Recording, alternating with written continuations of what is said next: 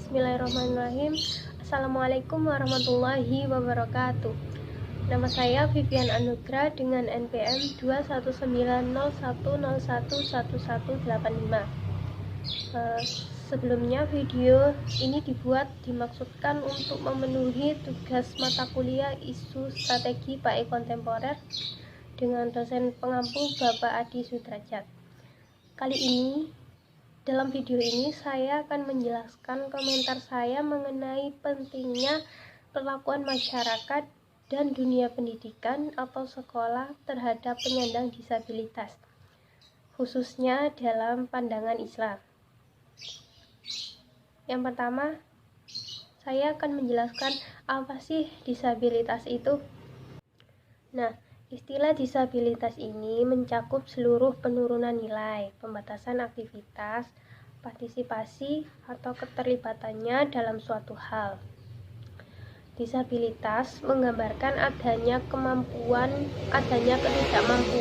atau kekurangan yang terdapat pada fisik maupun mental seseorang, dan di mana hal tersebut dapat mengakibatkan pengidapnya mengalami keterbatasan untuk melakukan suatu aktivitas, baik aktivitas yang berhubungan dengan dirinya sendiri maupun aktivitas yang berhubungan dengan orang lain. Seperti yang kita ketahui, di zaman ini kaum disabilitas atau yang sering kita sebut kaum difabel belum mendapat tempat di masyarakat. Kehadirannya masih dipandang sebelah mata, dianggap kaum lemah, dianggap kaum minoritas, yang intinya kaum yang hanya perlu mendapat belas kasihan daripada kita. Nah, beberapa hal yang sudah saya jelaskan tadi tentunya tidak sejalan dengan ajaran agama Islam. Agama Islam yang telah menjadikan Al-Quran sebagai pedoman atau rujukan telah memberi perhatian penuh terhadap kaum difabel. Berikut beberapa ayat Al-Quran yang akan menjelaskan mengenai kaum disabilitas atau difabel. Yang pertama akan saya bacakan adalah firman Allah dalam surat At-Tin ayat 4. A'udzubillahi minasyaitonirrajim. Bismillahirrahmanirrahim. Laqad khalaqnal insana fi ahsani taqwim. Shadaqallahul azim. Artinya, sesungguhnya kami telah menciptakan manusia dalam bentuk yang sebaik-baiknya. Quran surah At-Tin ayat 4. Allah Subhanahu wa Ta'ala tidak melihat bentuk fisik seorang muslim, melainkan Allah melihat hati dan perbuatannya. Hal ini juga diperkuat dengan salah satu hadis yang diriwayatkan oleh Imam Muslim, yaitu Bismillahirrahmanirrahim. An Abi Hurairah qala Rasulullah sallallahu alaihi wasallam, innallaha la yanzuru ila suwarikum wa amwalikum walakin yanzuru ila qulubikum wa a'malikum.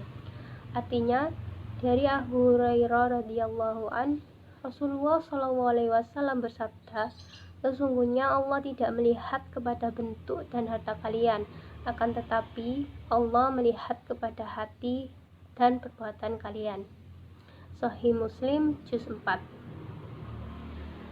Nah, pada ayat Quran dan hadis tersebut sudah dijelaskan bahwa Allah Subhanahu wa Ta'ala tidak melihat bentuk, tidak melihat fisik kita sebagai seorang muslim, melainkan Allah Subhanahu wa Ta'ala melihat kita melalui hati dan perbuatan kita.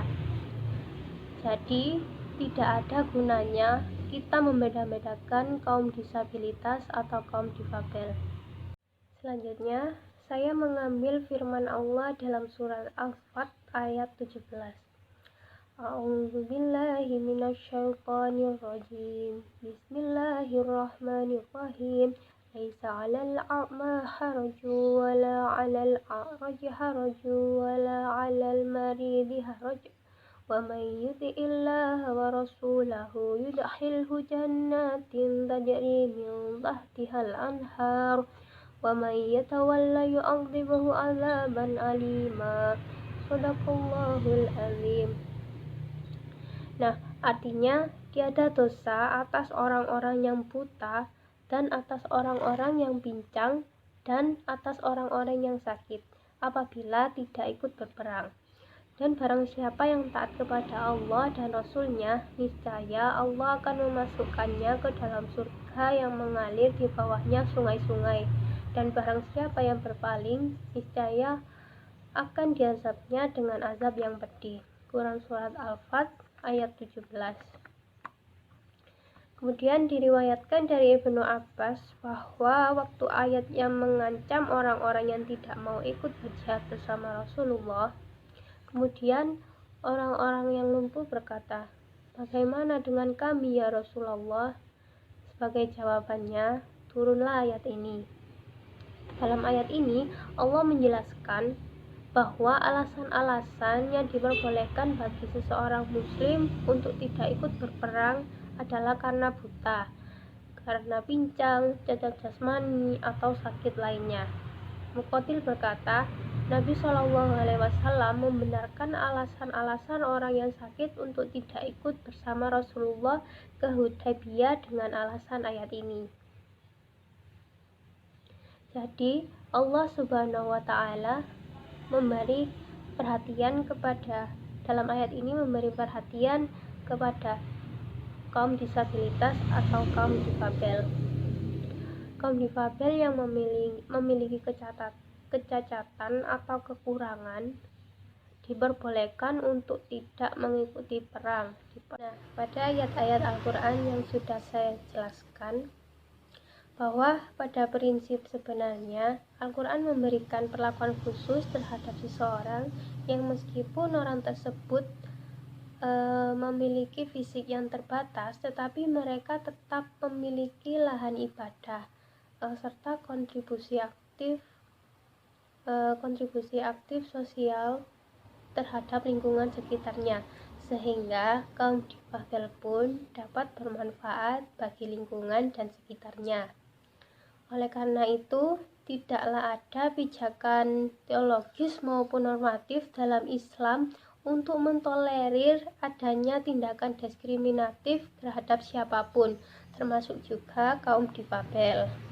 Selain itu, selain di lingkungan masyarakat, kaum difabel juga berhak mendapatkan pendidikan atau sekolah yang layak bagi mereka.